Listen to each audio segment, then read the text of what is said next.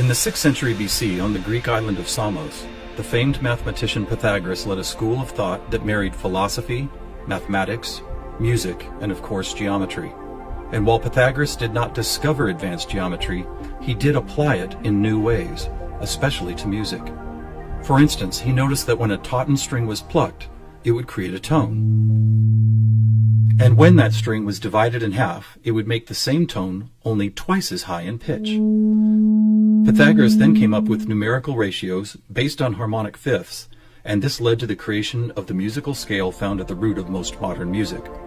It is important to note that according to Pythagoras, all musical notes were found by using mathematics, and as such were given number values according to their placement in a kind of master grid.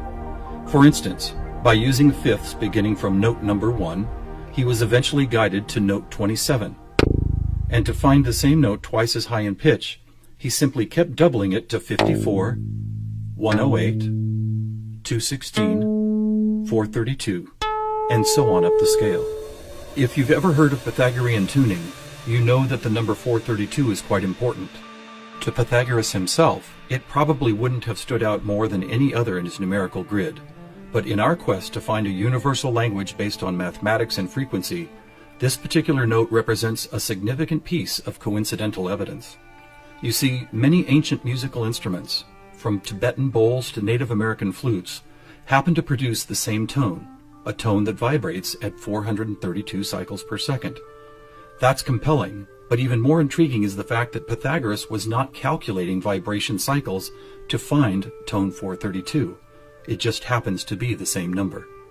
What's more, for decades, most modern musical instruments were also tuned to this same fourth octave A, with a value of 432 cycles. How could this be? Who chose this particular note as the keystone for instrument tuning, and more importantly, why? Here is where a deeper mystery begins to emerge, and to explore it we will need to go back to Pythagoras' other passion, geometry. It is not an exaggeration to say that to Pythagoras and his disciples, geometry and math held a key to the nature of all life everywhere, and maybe it does. Let's look at the first 4 geometric shapes, the circle, triangle, square, and pentagon. In each of them are angles of degrees that when added together always total a specific number relative to that particular shape.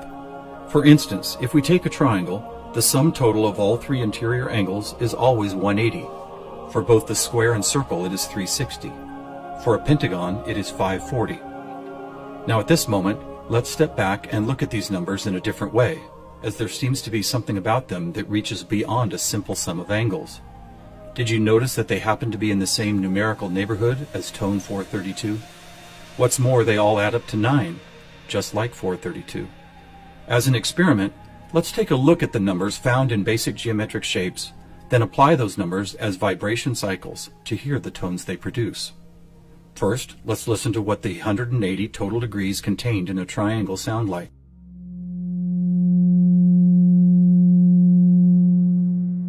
And here's a squares and circles 360 in cycles per second.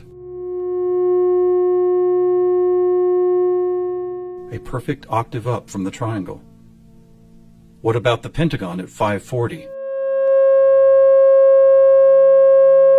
That sounds like a harmonic fifth of the other two. That's interesting. What are these tones? They are F sharp and its perfect harmonic fifth of C sharp. Let's keep going. What does a hexagon 720 sound like? Another F sharp. Here's a 7-sided septagon, which totals 900.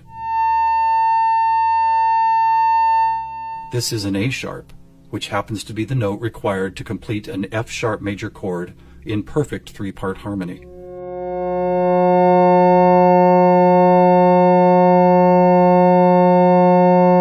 And finally the octagon, where we get 1080, another C sharp. Suddenly, geometry is expressed by tones, and these tones just happen to create the most beautiful form of music, a perfect 3-part major chord in the key of F sharp.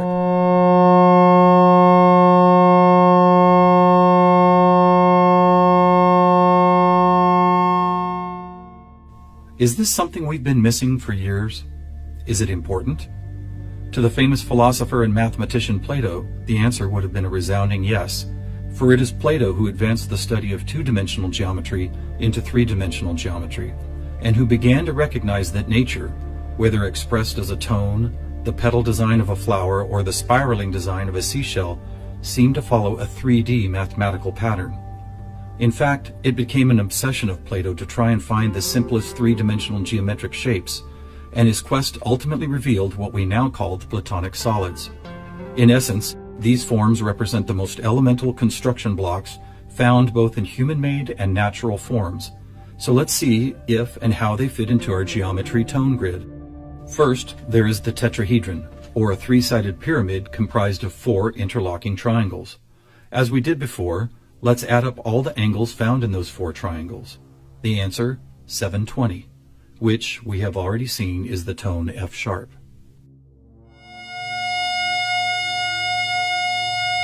Next we have the cube, whose 6 360-degree squares totals 2160. What does it sound like?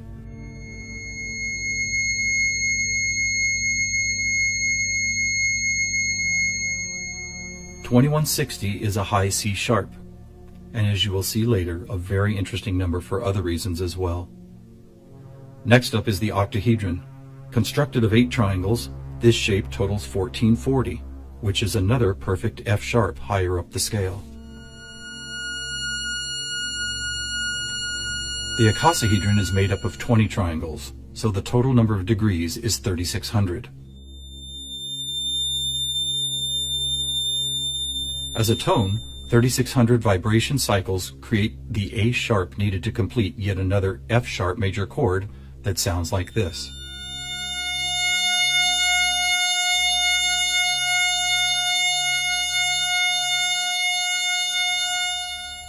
At this point, we have seen how 2- and 3-dimensional geometry can be expressed by the notes found in an F sharp major chord. Could this also be true with what is known as sacred geometry? To find out, we will first need to build a design called the germ of life, which, when repeated, goes on to reveal the seed of life, then flower of life pattern found at sacred sites all over the world. First, we start with a circle at 360 degrees, which is the familiar F sharp. We then add our second circle, bringing the total to 720, another F sharp. 3 circles totals 1080, which provides the harmonic fifth of C sharp. 4 circles is 1440, another F sharp. 5 circles totals 1800, or the A sharp needed to once again provide the harmonic third of an F sharp major chord. And finally the 6th circle, which brings the total to 2160, another C sharp. Amazing! It's as if we can now both see and hear the flower of life pattern that has intrigued humankind for thousands of years. So now we have 2-dimensional geometry, 3-dimensional geometry, and even sacred geometry being represented by different variations of an F sharp major chord. How is this not common knowledge? How have we missed this connection? There are actually 3 explanations. 1, for reasons ranging from the mundane to the conspiratorial, musical instruments are no longer tuned to an A vibrating at 432 cycles per second, but rather 440. 2, modern tuning calls for equal temperament, which no longer adheres to Pythagoras' whole number simplicity. And 3, the tuning method required to reveal geometric shapes is based on a mathematical grid rather than mathematical ratios. This grid, if it had a name, would probably be called something like factor 9, because the number 9 is found not only in the sum of every note on the grid, but also as the number required to move up or down the scale. For instance, if we started at note A at 216 cycles, all we would have to do is add or subtract the number 9 to reveal all the other tones in that octave. And it is here, on this incredible factor 9 grid, that we find not just some of our geometric numbers, but all of them. Conversely, modern A440 tuning reveals not one correlation to geometric numbers. Now let's go back for a moment and take a look at one of these numbers, 2160. The number expressed by both the cube and the germ of life pattern. You may have already noticed that without the 0, it is exactly half of our magic 432. That's worth noting, But what is even more intriguing is the way this number keeps showing up in other large-scale measurements. To discover one of these measurements, we will need to jump forward from Plato's time to when the Mayan civilization was flourishing. Roughly 1,500 years ago, Mayan stargazers were the most accomplished astronomers the world had ever known. Their concept of cyclical time led to many incredible discoveries: the accurate length of a year, the exact dates of seasonal changes, even the moments when solar and lunar eclipses would occur. But their most amazing discovery was of something known as the precession of the equinox, which makes note of a very slow wobble of Earth's axis.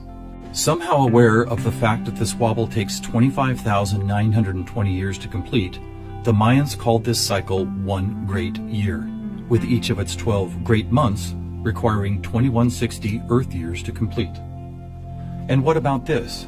Did you know that the diameter of our moon, when measured in miles, also happens to total, you guessed it, 2160? Lastly, watch what happens when we apply simple division to this highly synchronous number. 2160 divided by 2 is 1080, the angle sum of the octagon. By 3, 720, the total of the hexagon. By 4, 540, the pentagon. And by 5, are you ready? It's the ketone of 432. And by 6, 360, the number of both the square and circle. All F sharps and C sharps, with our 432A thrown into the mix, as if it were some kind of clue to solving a cosmic riddle. Maybe we should look at this number even more closely. As we've stated, our closest celestial neighbor, the moon, is 2160 miles across, and 216 is exactly half of 432. What about the other large object in our sky? Were you aware that our sun is 864,000 miles across? Incredibly, where the moon's base number sequence is half of 432, the sun's number sequence is exactly twice 432. And do you know how many seconds there are in a day? 86,400, or 43,200 for the 12 hours of day, and 43,200 for the 12 hours of night. Or try this. Take the 360 degrees found in the circular shape of our sun and moon, and then multiply it by the 12 hours of either day or night. The answer, 4320. Or how about this? What is the only whole number that, when squared, comes to within 0.01% accuracy to measuring the speed of light? 432. What is going on here? We have all these different things: Earth cycles, time and celestial measurements, geometry, sonic frequency, yet they are all represented by the same numbers over and over again. To answer that, we must search for the factor common to all of them, and that common factor is the 5,000-year-old Sumerian 1260 counting system. It is what gave us the inches to a foot, the seconds to a minute, and the 360 degrees in geometry. It's almost as if the sky god visitors, who the Sumerians called the Anunnaki, provided humanity with a counting system that would lead to the discovery of these synchronicities. Could it be that the number 432 really is some kind of cosmic key that unlocks a language of higher understanding?